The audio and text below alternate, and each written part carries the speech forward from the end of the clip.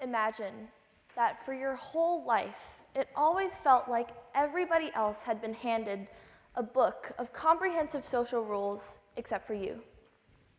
That you tried and tried to piece things together from what other people told you, but there was always some new exception or circumstance that meant that you were wrong. Again. You learn to laugh and frown in the exact right way at the exact right moments, but it's never really natural. But when the buzz of the fluorescent lights makes you want to scream, you don't move a muscle, because you know that no one else is bothered by it. You tone yourself down or up because you know that people think you're too much or too little, or just not good enough.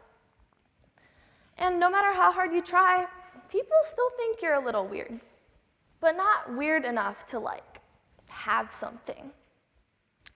That's the experience of a lot of autistic people, an experience that doesn't necessarily match up with our understanding of a stereotypical, young, maybe nonverbal boy. But as information has spread across social media and across the internet, there's been a rise in people who are self-diagnosing and telling others about it. I've had conversations over self-diagnosis in my sociology class, at the Disabled Students Network, and with friends, suggesting that it's a salient topic. But it strikes me that even in a place like Hamilton, where people are informed and open-minded, there are still a lot of misconceptions. While some of this backlash may come from ableism, I think that most people genuinely want to help, who they perceive as the real autistic people. They might think that self-diagnosers are, one, faking it, or two, taking away resources from those who actually need it. Both of these aren't really true. So why would someone self-diagnose, and why can't they just go get a formal diagnosis? Well, some background info. Around 2% of the US population is estimated to be autistic, but this number is much lower in adult diagnoses. Because in the past, we didn't have the clarity in diagnostic criteria that we do now, and we lacked an understanding that socialization impacts how people present their traits. We thought that the ratio of boys to girls was 4-to-1. It's not. That's because all of the research was conducted solely on wealthy white boys, excluding any groups who didn't fit that stereotypical group or presentation. But now, well, for example, girls are socialized to be quieter and usually face greater repercussions when breaking social rules. So they're more likely to learn these and therefore be missed by doctors. And this especially applies to LGBTQ people or people in Black and brown communities, where the difference between appearing normal or not can be life or death due to biased judgments from other people. So people learn to mask their traits. They can manually learn social rules, appropriate facial expressions, variations in tone, and just, memorize the subtext of commonly used phrases. They can mask their autism in this way, and they're in society coping, oftentimes with crippling anxiety, which half of autistic people have. But that doesn't mean that they're not struggling. So when they read books and blogs about people's lived experiences with autism, they research, they read more, they feel seen, they feel validated, they read more. They probably end up learning more about autism than the average therapist gets training in, than their therapist. But when they want to seek a formal diagnosis, it usually costs over $1,000. To put that in perspective, the USDA says an individual monthly food budget is around $300. So someone's diagnosis could cost them 3 months of food. And over half of Americans don't have enough money to cover an emergency $500 expense without going in debt, much less $1,000.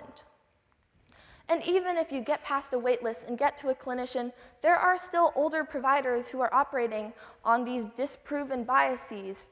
They might refuse to diagnose you just because you can make eye contact, or are a woman, or any of these million things.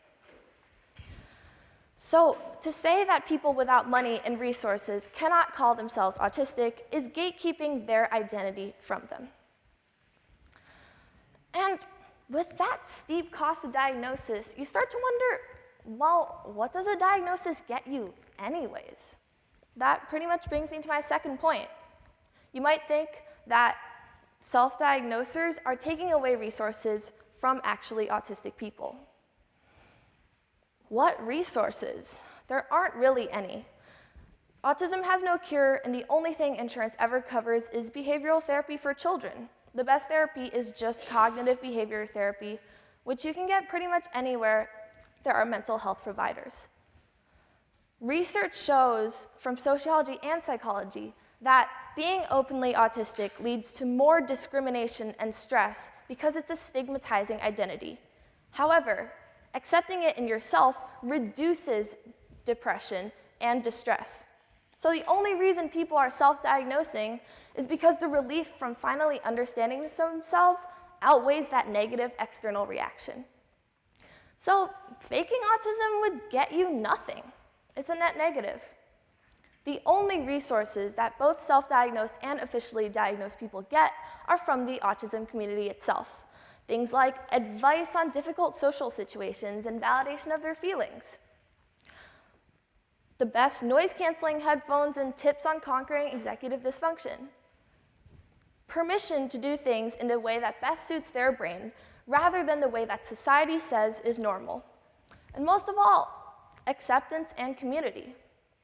So, when the autism community itself overwhelmingly accepts self-diagnosis, who are you to say that it's invalid? It strikes me as uniquely cruel that autistic people must be intelligent and articulate and act normal enough to be taken seriously by society. But the moment they do that, they don't act autistic enough to be believed. The vast majority of self-diagnosers are not faking it. But even if they were, they're not hurting anyone. So I think that we should always err on the side of trusting people and believing people about their lived experiences. Thank you.